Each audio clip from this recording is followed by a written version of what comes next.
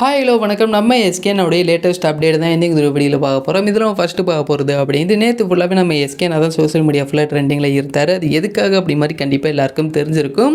So நம்ம எஸ்கேனா தோனியை பற்றி பேசின விஷயங்கள் எல்லாமே செம்ம ட்ரெண்டிங் ஆனது. அதே மாதிரி நம்ம எஸ்கேனா இப்போது ஸ்டேஜில் இருக்கட்டும் எங்கே பேசினாலுமே கூட ஒரு என்டர்டெயின் பண்ணுற மாதிரி பேசுவார். அவர் பேசும்போது நம்மளுக்கே அந்த டைம் போகிறதே தெரியாது. ஸோ இருந்தாலும் 6 நிமிஷம் தான் பேசியிருந்தார். இன்னும் கொஞ்சம் அதிகமாக கூட பேசியிருக்கலாம்.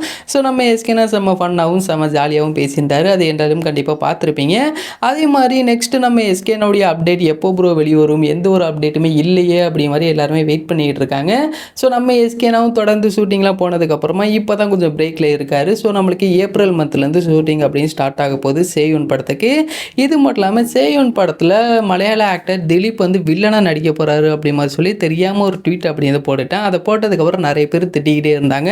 ப்ரோ உங்களுக்கு வேறு ஆளை கிடைக்கலையா, எதுக்காக சேயோன் படத்தில் இவரை நடிக்க வைக்கிறீங்க அப்படி மாதிரி சொல்லி நிறைய பேர் சொல்லியிருந்தாங்க. அதற்கப்புறம் நம்மளுக்கு வந்து அப்டேட் என்ன அப்படின்னால் அவர் வந்து சேயோன் படத்தில் நடிக்கலை, SK27 நடிக்க வைக்கிறது தான் பேச்சுவார்த்தை தான் நடந்துகிட்டு இருக்கே தவிர இது கன்ஃபார்ம்லாம் ஆகலை.